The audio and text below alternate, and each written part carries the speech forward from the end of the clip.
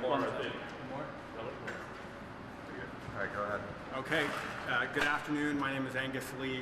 I'm proud to represent this gentleman to my right. We just walked out of court where we obtained total victory. Of course, the prosecutor has recognized that this is a no-win scenario for them. They have abandoned ship. This morning at 11 o'clock, we filed a discovery demand on the prosecutor's office asking for all sorts of information about the communications between the Portland Police Department and Antifa, a domestic terror organization. We are going to get to the bottom one way or another of what is going on in the relationship between the Portland Police Department and Antifa. There is a lot going on. I take a moment to say that there's a lot of officers in the Portland Police Department who like a change. They think that they have a hard job to do, and they do, because the command staff at the Portland Police Department, who I'm calling the command staff cronies, are making the men on the front line do the job wrong. It all starts with the chief, brain dead Bob. He needs to go, and he needs to, within the next week, issue a full apology for the arrest of Nick. Thank you. Going forward, are you guys still pursuing the civil rights violation through the Department of Justice and their investigation, or is your request for those videos separate? So we issued the request for discovery this morning in the criminal case. 45 minutes later, they announced that they would abandon the criminal prosecution to essentially stop our discovery inside the criminal case. In the next weeks to come, that's when we will be pursuing a federal civil rights case against the Portland Police Department. And we will be engaging in extensive discovery to get to the bottom of the relationship between Antifa and the Portland Police Command Staff. District Attorney Vasquez said there was probable cause for the arrest, though not enough to charge. What do you say in response to that? I say that that's a beautiful answer that's totally wrong.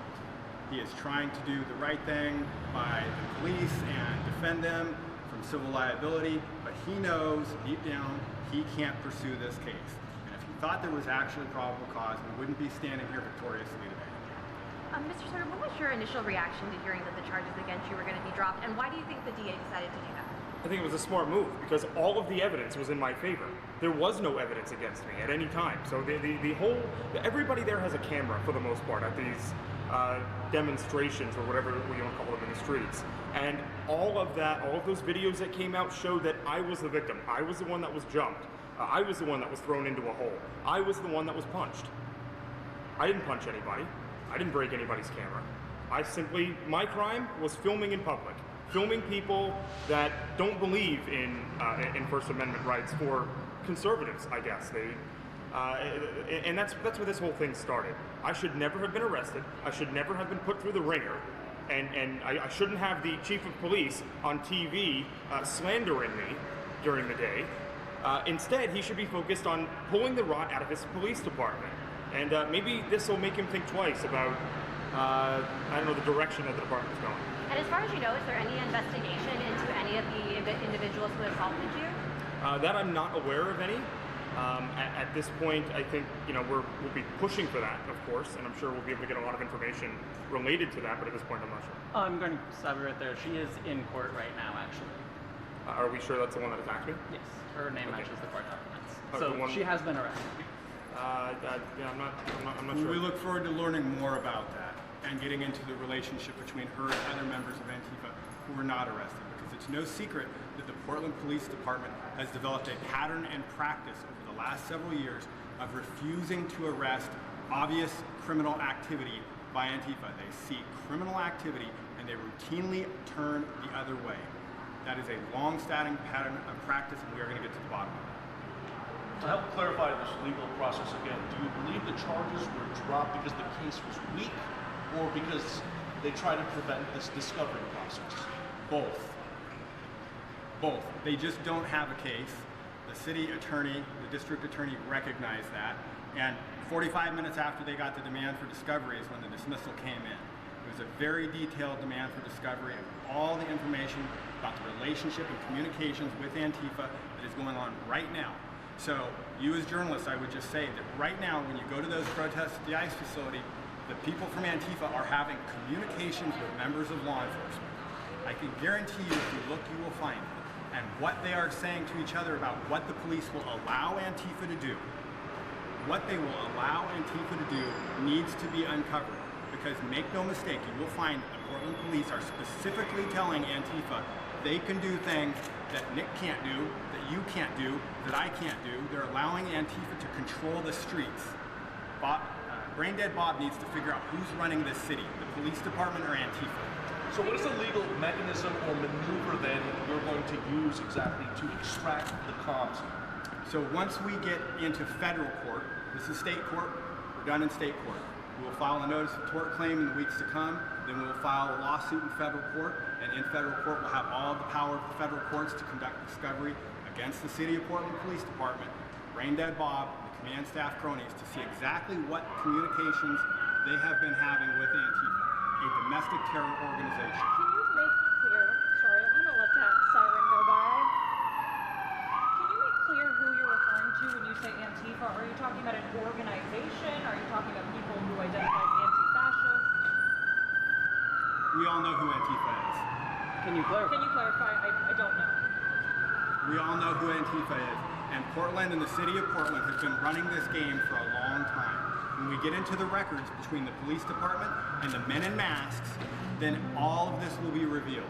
There aren't going to be these secrets anymore. Portland has been allowing these people to hide behind masks.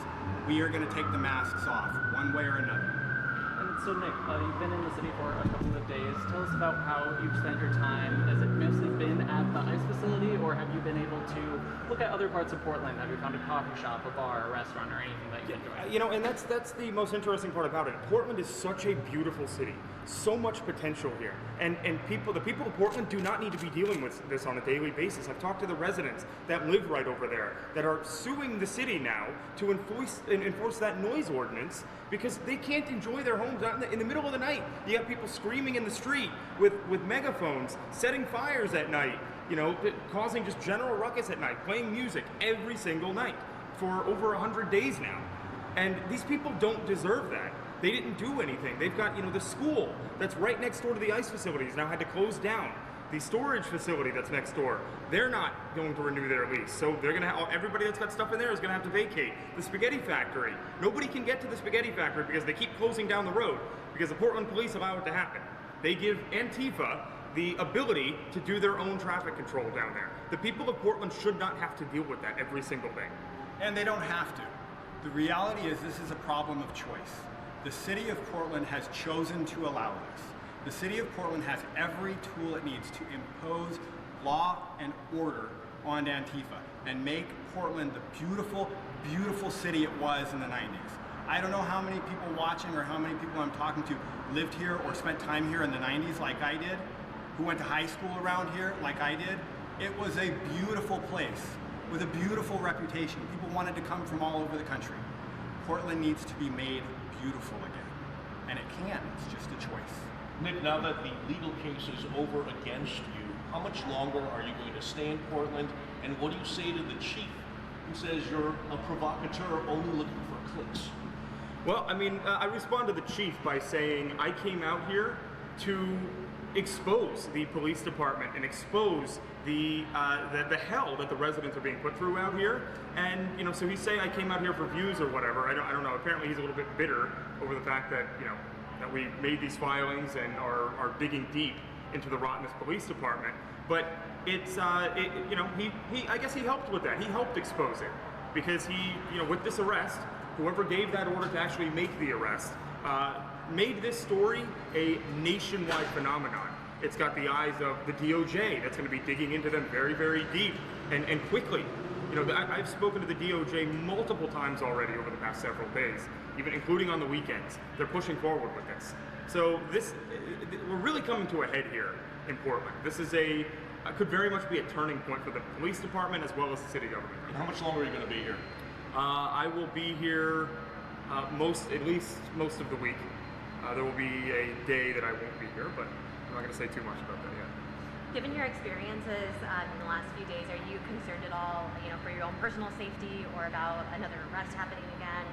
I mean, I would say arresting me again for, you know, absolutely nothing, especially when I'm a victim, would be a very, very stupid move. So no, I don't anticipate that happening, but I'm not ruling that out. It could definitely happen. I'm not going to be, if I want to film on the sidewalk, I will film on the sidewalk. That is my right. The police that are even there on scene have said that I have that right. So I will continue to do that, and I would not encourage violence against me. I would hope that, you know, you guys share that same sentiment, that nobody deserves to be beat for taking video on the street. But they're going to do what they're going to do, and I'm sure as hell going to defend myself. So. Just one last thing. Yeah, last question. You'll be getting confirmation of that in the next couple of weeks, but I would put it in the category of 99% certain we will be suing the Portland Police Department in federal court. For the record, could you spell your first and last name and give us your law firm? Angus Lee, A-N-G-U-S-L-E-E, Angus Lee Law Firm. Thank you. Thank you.